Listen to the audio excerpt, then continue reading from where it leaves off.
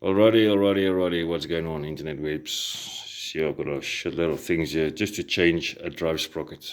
Right, got the old one here, and I've got a new one up here. Right, this old one is from Start Line. Don't know if you can see.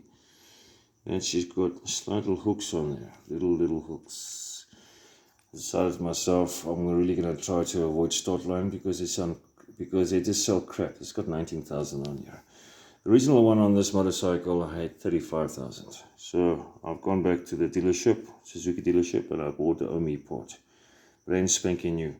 Right, just make sure to clean off the dirt on the splines here. Use some methylated spirits and rag. Clean off the splines. Then we're going to install some Loctites. Alright, you got different grades. We don't really want to go extreme with stud lock. Don't just go and use any bloody thread locker that you find in your dad's workshop or your friends. Find the ones that's closest to size. This is 6 to 10, and this one is from 10 to 20. And how do I say? Our socket there is a 27, like this nut over here. All right. So we find the closest of size. All right. Let's just install some. How do I say? Some Loctite on these splines on here. This is now called the output shaft. You got the input and you got output shaft. Right, let's just install that. Right, what I see a lot of people do is they actually put the motorcycle into gear. It should always be into neutral. All right, especially if you're using a torque wrench, because you are putting stress on your transmission components. There's really no direction to this. Right, that way, this way, whatever. There we go. And of course you got a bending tab washer. All right, I've actually taken my bending tab washer to work so I can bend it there in a vice grip. You see there, it's got two lips. We'll be using a hammer for that. Alright. And the torque settings for this is 27.12 Newton meter or 20 foot-pounds. Alright. I've cleaned the thread out. Let's just put some Loctite onto the thread here itself. Okay, not too much. The last thing, as it says, is keep in mind, if you're going to be using funny sizes of Loctite, you're going to have to use a heat gun. You really don't want to use a heat gun or a blowtorch, alright, because you can destroy your oil seals. Alright, the oil seals are behind here. Right, there's your oil seals. You really don't want to be using oil seals here to remove, because sooner or later you're going to have to remove this nut. Alright, change sprockets or whatever.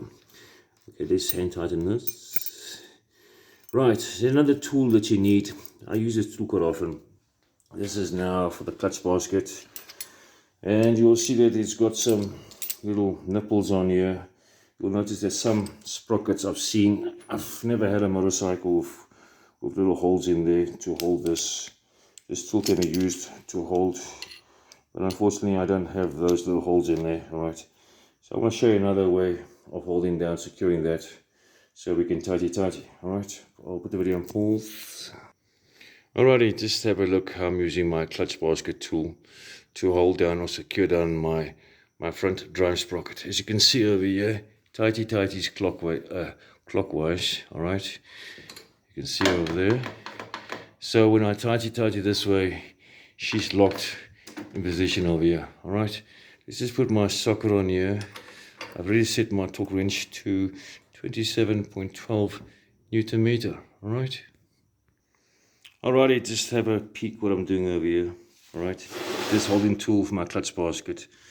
It's also going to be using now to lock in place my drive sprocket. Let's just tighty this motherfucker here. Okay. 27.8 meter. Alright. There's a guy online, he's got over 27,000 views on a DRZ, and it shows you how. Okay, you see the click. There we go. That's set at 27.12 Newton meter. As I said, there's a guy online, he's got 27,000 views. He puts a motorcycle into gear and he tighties it like that, okay? And when you make a comment there and you tell him he's working like an arsehole, he obviously removes your comments. You know, people who think themselves they buy a motorcycle for the first time and then they start making YouTube videos, but then actually no, shit like this, you know what I mean?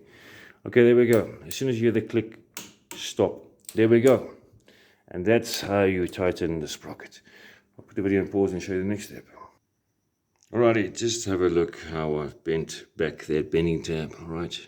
So at least I know that this thing is now secure, alright? This is now the second time I've used this bending tab.